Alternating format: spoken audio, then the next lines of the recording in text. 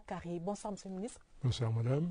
Alors, merci d'avoir accepté l'invitation de la SIAC TV. Le cardinal Christian Toumi a eu une réunion il y a quelques jours, 2 jours exactement, à Douala, réunion au terme de laquelle il a fait un certain nombre de propositions quant à la résolution de la crise qui sévit dans les régions du nord-ouest et du sud-ouest.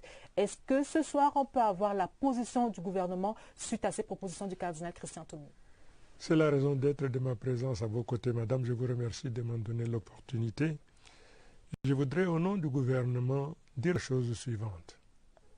Toute initiative, d'où qu'elle vienne, pourvu qu'elle contribue à consolider la paix, à restaurer la paix sur l'ensemble du territoire, là où cette dernière serait menacée, toute initiative qui concourt à consolider l'héritage que les pères fondateurs de notre nation nous ont légué est la bienvenue. En revanche, s'agissant donc de ce communiqué, au nom du gouvernement, je voudrais marquer un étonnement.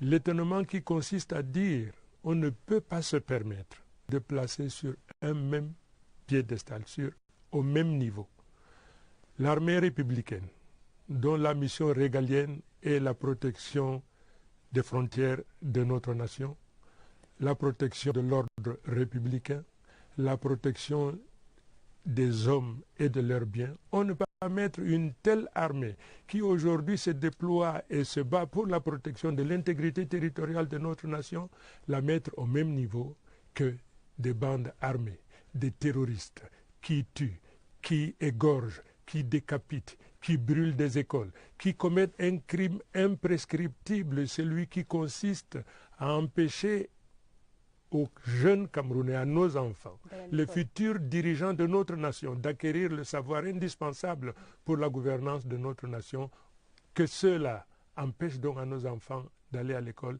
c'est un crime inacceptable, incompréhensible, inacceptable. Le gouvernement ne peut donc pas comprendre, encore moins accepter, qu'on mette donc sur le même pied l'armée républicaine et ces sécessionnistes terroristes qui ont recours aux armes pour amputer une partie de notre territoire.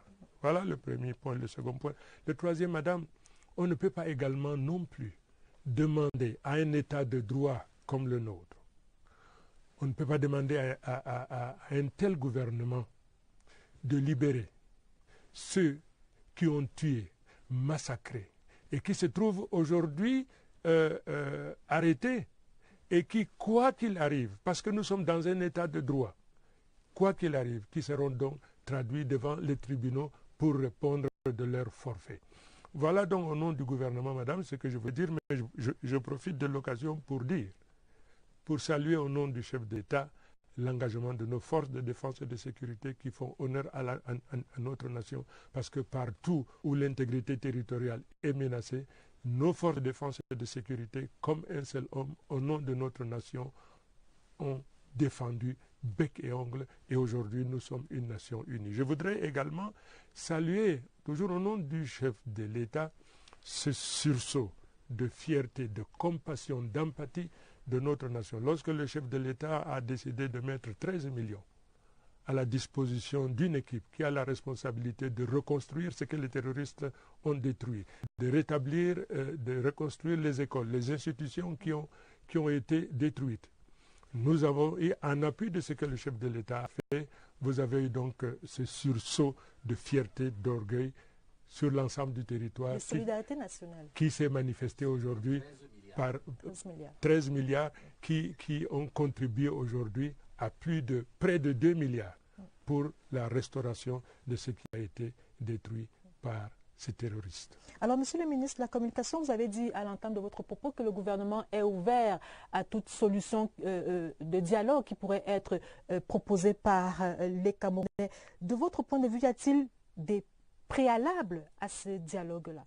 Bien sûr, c'est ce que j'ai dit tout à l'heure, madame. Les préalables, on ne peut pas demander à l'État camerounais, au gouvernement camerounais, de libérer ceux qui ont détruit, ceux qui ont égorgé, ceux qui ont profané, ceux qui ont déstabilisé la marche normale de notre nation dans les deux régions. On ne peut pas demander donc au gouvernement de primer le terrorisme C'est donc pour cette raison qu'au nom du gouvernement, j'ai dit tout à l'heure que ces deux choses-là sont inacceptables. Mettre nos forces de défense et de sécurité, qui ont une mission régalienne, au même pied que des terroristes.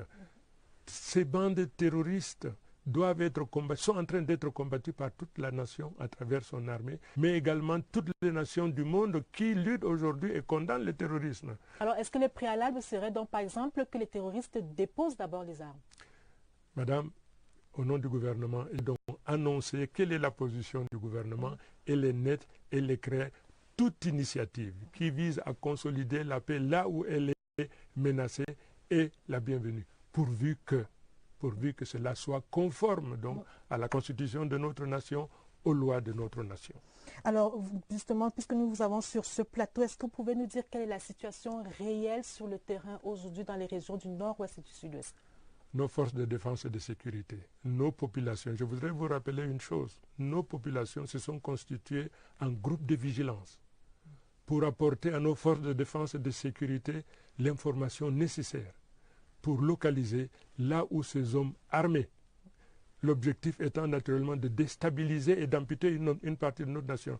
Au nom du chef de l'État, je voudrais donc saluer également l'organisation de cette société civile à travers les groupes de vigilance qui existent aujourd'hui, qui apportent le soutien, saluer tout un chacun qui ne se reconnaît pas dans ces bandits des grands chemins, ces terroristes dont l'objet est naturellement de déstabiliser l'organisation de notre nation. L'option militaire est-elle définitive du point de vue du gouvernement? Je voudrais d'abord que vous sachiez une chose.